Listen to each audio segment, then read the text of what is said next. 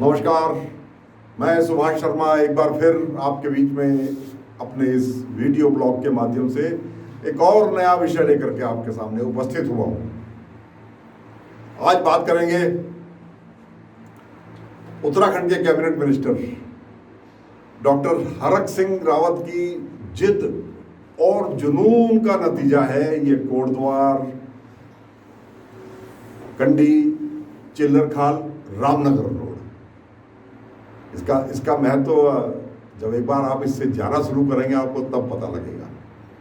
आइए इस विषय पर आज बात करते हैं। देखिए, राजनीतिक विचारधारा, राजनीतिक प्रतिबद्धता अपनी जगह, लेकिन समाज में जो अच्छे काम हुए उसकी प्रशंसा तो आपको करनी ही चाहिए, भले ही आप किसी भी राजनीतिक विचारधारा के हों, किसी भी राजनीतिक दल से जुड़े हुए हों।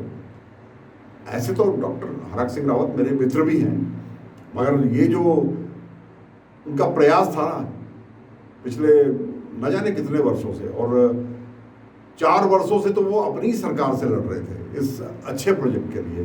पता नहीं क्यों उनको पिछले मुख्यमंत्री से सहयोग नहीं मिला। ये सड़क इसलिए महत्वपूर्ण है कि ये सड़क कुमाऊं से गढ़वाल को, कोटद्वार से रामनगर, और रामनगर के बाद फिर जो नैनीताल का क्षेत्र पड़ता है उसको जोड़ने वाली ये एक लिंक रोड है। और ये रास्ता बनने के बाद हमको उत्तर प्रदेश पर जो हमारी निर्भरता है, मैं अभी नक्शा भी देख रहा था, तो कोटद्वार से ऐसे नजीबाबाद जाएंगे, नजीबाबाद से फिर नगीना जाएंगे, फिर धामपुर जाएंगे, फिर अफजलगढ़ जाएंगे। मैं तो इन सड़कों से बहुत बार गया हुआ हूँ। अफजलगढ़ के बाद फिर जाकर के वापस कुमाऊं से, जसपुर से वापस हम उत्तराखंड में घुसेंगे। ये रास्ता एक तो लंबा और दूसरे बोरिंग है, और ये इस रास्ते की जगह ये दूसरा ऑल्टरनेट मौजूद था जो 200 वर्षों पहले भी था। तभी एक अच्छी सड़क थी, ये फॉरेस्ट के कोर एरिया में से जा रहा था, इसमें कोई शक नहीं है। लेकिन फिर कोर एरिया खाली जो कागजों में लिखा है वही तो कोर एरिया नहीं है ना। और बहुत सारी जगहें हैं ऐसी जो एक ज़माने में, बहुत बहुत पीछे नहीं, 50-60 साल पहले ही अभी वो जंगली जानवरों का, खासतौर से हिरणों का, हाथियों का और दूसरे जंगली जानवरों का, जिसमें लेपर्ड भी है, उनका क्षेत्र भी था। तो हमने वहाँ अपनी ज़रूरत के हिसाब से सड़कें बना ली, सिर्फ इसलिए कि वो जिम कॉर्बेट पार्क के नाम से मशहूर हो गया। हमने उसमें, अच्छा उसके अंदर हम जाएंगे, जीपे लेके जाएंगे, वहाँ शिकार भी होता रहेगा, वहाँ जो इसके जंगली जानवरों का काम करने वाले बड़े बड़े अपराधी हैं वो भी अपना काम करते रहेंगे, वहाँ से चोरी होती रहेगी। मगर जब लीगली ऑफिशियली सड़क बनाने की बात आएगी तो हम कहेंगे यह तो नियम नहीं है। तो इस लड़ाई को बड़े शिद्दत के साथ डॉक्टर हरक सिंह रावत ने लड़ा। मैं सबसे पहले तो उनको बधाई देना चाहता हूँ और आपको इसके लाभ बताता हूँ। जब कल केंद्रीय वन्य जीव बोर्ड ने हमें इसकी स्वीकृति दी तो मुझे तो बहुत खुशी इस विषय में हुई कि ये काम अच्छा हुआ। इसका लाभ क्या होगा? एक तो कोटद्वार से और नैनीताल पहुंचने का जो रास्ता है वो 78 किलोमीटर शॉर्ट हो जाएगा और रास्ते में कहीं भीड़ भाड़ नहीं मिलेगी। हम जो जंगल के कोर एरिया से जाएंगे, एक नया हमको एक्सपीरियंस मिलेगा, रास्ता बोरिंग नहीं होगा। और इसमें बीच बीच में एलिवेटेड रोड होगी, 6 मीटर के उसमें हमको, यानी ज़मीन से 20 फुट ऊपर हम उसमें गाड़ी चलाएंगे, उसमें आधा किलोमीटर के पैच होंगे। वो एलिफेंट पास होगा, वो जानवरों के लिए उस फ्लाईओवर के नीचे से गुजरने का उनके लिए रास्ता होगा। ऐसा हमने और जगह भी किया हुआ है। हमने ऐसा इधर लाल तप्पड़ छिंदवाड़ा में भी हमने ऐसे एलिफेंट पास बना रखे हैं। हम मोतीचूर से जब निकलते हैं तो मोतीचूर भी कोर एरिया में आता है, वो भी रिजर्व फॉरेस्ट में से हम जाते हैं।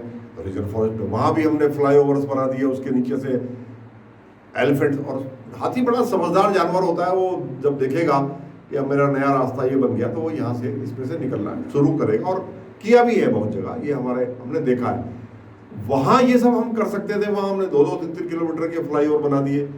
जहाँ तक मैं समझता हूँ मोतीचूर का फ्लाईओवर 2-2.5 किलोमीटर का तो है। तो हमने ये काम अच्छा हुआ ना, इसमें क्या बुरी बात है।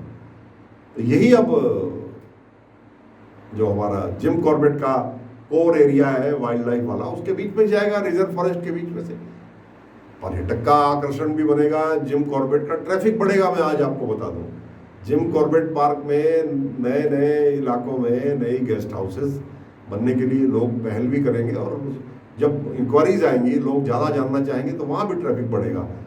लोगों को एक एस्केप मिलेगा, थोड़े दिन मोबाइल फ़ोन, ये जो इंटरनेट की दुनिया है, इससे छुटकारा भी मिलेगा। और जानवरों के बीच में, जंगली जानवरों के बीच में, वन्य जीवों के बीच में कैसे सदियों से इंसान रहा, ये देखने को भी मिलेगा। हमारी नई पीढ़ी को, जो अब टेलीविज़न और किताबों में ही देखती थी इन जंगली जानवरों को, उन्हें भी पता लगेगा कि हमारी इस दुनिया में और भी बहुत कुछ है। ये एक्सपोजर भी इससे मिलेगा। और सबसे बड़ा फायदा तो ये कि नैनीताल का वो रास्ता, जो कहने को तो 78 किलोमीटर है, लेकिन इन रास्तों से जाने से जो जाम की स्थिति पैदा हो जाती थी, उससे हम बचेंगे। और एक बहुत बड़ा वर्ग है जो न्याय पाने के लिए नैनीताल हाई कोर्ट जाता है, उसको बड़ा आसान हो जाएगा।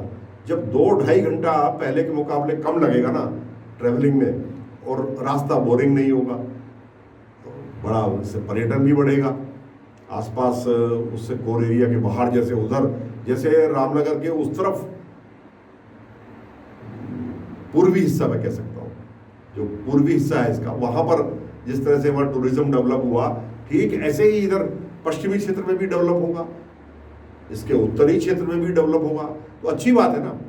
इससे नुकसान क्या हो रहा है? कुछ नए लोगों को रोजगार मिलेगा, पर्यटन का इनफ्लो उत्तराखंड में बढ़ेगा, यहाँ पर पर्यटकों का।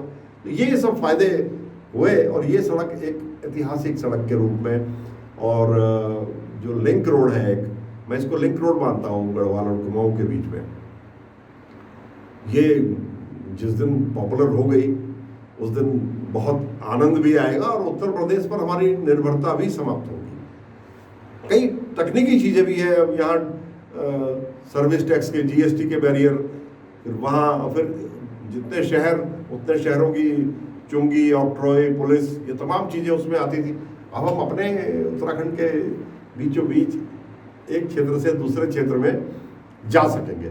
इस अच्छे काम के लिए, इस महान काम के लिए मैं डॉक्टर हरक सिंह रावत, उनकी टीम, उनकी सोच, और जो आज मुख्यमंत्री हैं उनका जो सहयोग उनको मिला इस काम में, उसके लिए बहुत पूरी जनता की ओर से मैं उनका आभार प्रकट करता हूँ। तो हरक सिंह रावत जी, आपकी ये जिद और ये जुनून, ये राजनीतिक इच्छा शक्ति रंग लेके आई, इसके लिए आपको और आपकी पूरी टीम को हम बधाई देते हैं। भविष्य में भी आप इसी तरह से कामयाब हों, इसी उम्मीद के साथ। जैसे अब आपका अगला प्रोजेक्ट, शायद मैं आपका चुनाव का प्रमोशन नहीं कर रहा, लेकिन जो अच्छी बात है वो है, कोटद्वार में संभवतः एक बहुत बड़े अस्पताल की आप बातचीत कर रहे हैं, तो वो बनना चाहिए बिल्कुल। उस पर पिछले दिनों कंट्रोवर्सी हो गई थी, एक फंड रिलीज हुआ, वो फंड फिर वापस आ गया, तो इसका लाभ स्थानीय जनता को मिलने वाला है। इसमें तो अच्छा ही है, आप उसमें भी कामयाब हो। और अगर इस सब को, ये सब मूर्त रूप में ना सही पूरा बने, लेकिन बनता हुआ दिखने लगे जल्दी से जल्दी, तो इसका और अच्छा असर पड़ेगा। मैं आपके उज्जवल भविष्य की कामना करता हूँ, और अपने समस्त उत्तराखंड वासियों को इस बड़ी उपलब्धि के लिए, और यहाँ मैं केंद्र सरकार का भी आभार प्रकट करूँगा। मैं जानता था कि ये बड़ा मुश्किल काम था, यानी जिम कॉर्बेट पार्क के कोर एरिया से, जहाँ रिजर्व फॉरेस्ट है, जहाँ वन्य जीवों की भरमार है, उससे एक योजना बना करके सड़क मार्ग की स्वीकृति देना, इसके लिए साहस चाहिए था। हर एक के बस का नहीं था ये। सब जानते हैं कि जब ये बन जाएगा तो लोग, नियम भी बनेंगे, सख्ती के साथ नियम बनेंगे, लोग उसका पालन भी करेंगे। हो सकता है उस फ्लाईओवर के लिए आप कुछ उसमें शुल्क भी लगा दो, लेकिन उसकी जो अन्य लाभ है उन सब के सामने ये जो तकलीफ है ये बहुत छोटी होगी। तो मैं केंद्र सरकार के वन पर्यावरण मंत्री को भी बधाई देना चाहता हूँ, और अपने वन मंत्री उनको भी, और जिन अधिकारियों ने इसमें बार बार फाइलें तैयार करी, और पिछले मुख्यमंत्री जी का इसमें रवैया बहुत सहयोग वाला नहीं रहा। क्यों नहीं रहा, ये मेरी आज तक समझ में नहीं आया। जब एक दो बार मैंने लैंसडाउन के विधायक को भी ये कहते सुना कि सड़क आएगी तो ठेकेदार आएगा, फिर हमारी संस्कृति भ्रष्ट होगी, बड़ा आश्चर्य भी हुआ। दिलीप बहन जी, लैंसडाउन क्षेत्र का बड़ा भारी इसमें फायदा होने वाला है। ये अधिकांश लैंसडाउन क्षेत्र से ही गुजरेगा आपका ये तो आपको लाभ मिलेगा इससे। मैं आपको, मेरा ये अंदाजा है। बहरहाल मैं इस बहस में नहीं पढ़ना चाहता। अच्छा काम हुआ, उसकी बधाई। इन्हीं शब्दों के साथ इतनी देर तक मेरे साथ जुड़े रहने के लिए आपका बहुत बहुत आभार। नमस्कार।